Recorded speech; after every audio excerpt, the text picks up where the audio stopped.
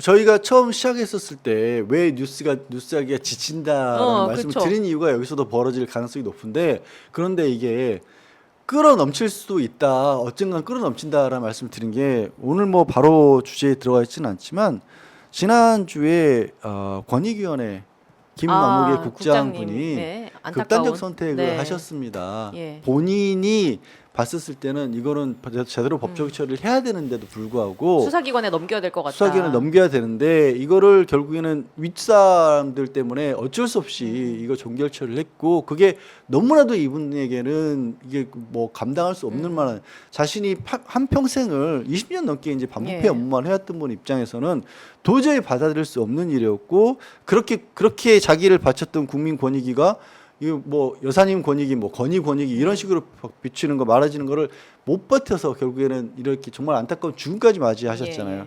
그리고 그 일이 어떤 일이 있었는지는 지금 아마 법적으로도 이 부분도 문제가 될 거예요. 네.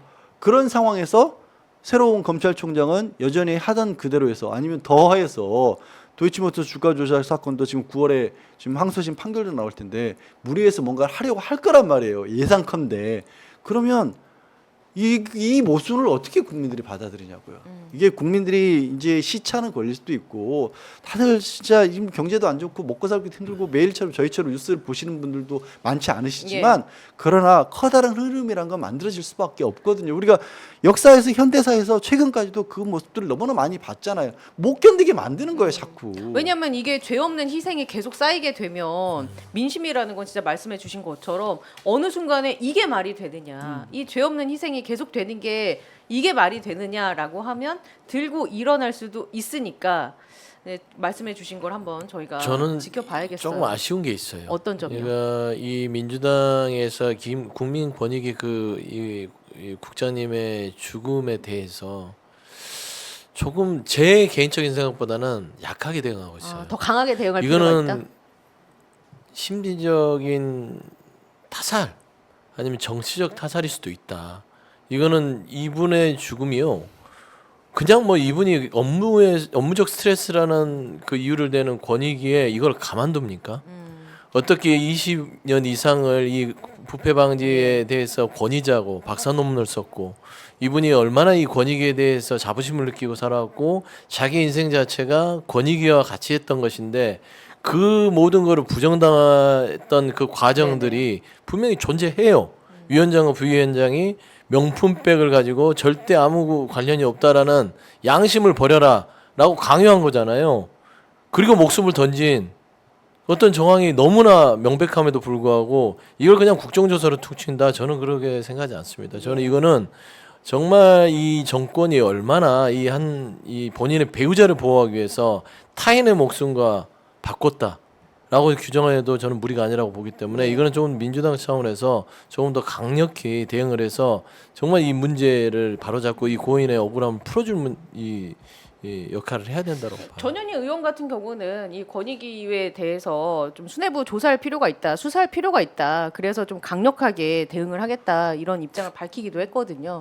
그럴 수밖에 없는 네. 게요. 이게 주말 사이에 나온 뉴스라서 아직도 모르시는 분들도 계실 수 있는데, 권익위에서 정말 진짜 있을 수 없는 일까지 벌인 게, 네. 지난 금요일에 이제 국회 정무위 소속 의원들한테 문자를 보내서 유족들이 정치인의 방문을 원하지 않는다라는 식으로 해서 조문을 막았습니다. 근데 그게 사실이 아니었어요. 네.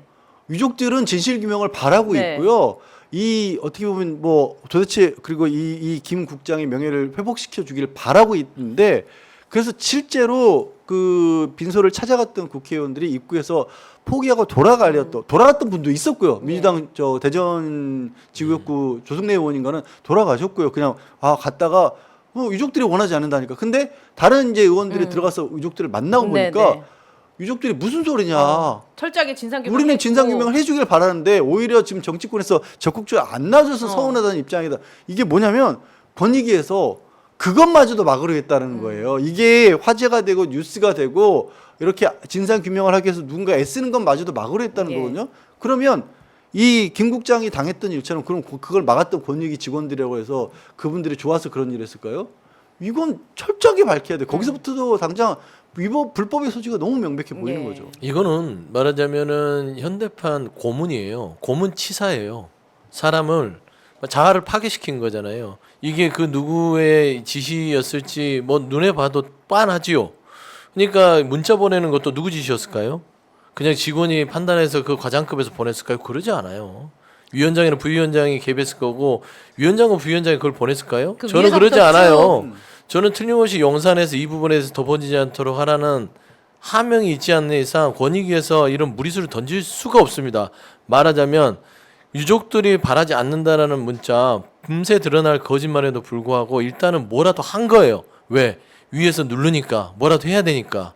그래서 저는 이런 부분들은요 바로바로 치고 들어가서 이 부분에 대해서는 이거는 저는 그 좀 규정이 그러지만 보이지 않는 고문에 대한 살인이라고 생각합니다.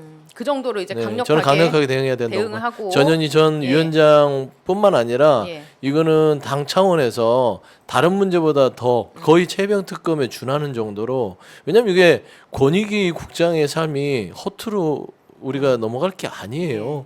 이 김건희 여사 배우자의 명품백 사건을 은폐 없애게 하려고 국가가 권력을 사용해서 개입하는 것을 견디다 못해 돌아가신 건데 이거를 그냥 업무상 스트레스요? 이건 있을 말이 수도 안 없는 된다. 일이죠. 예.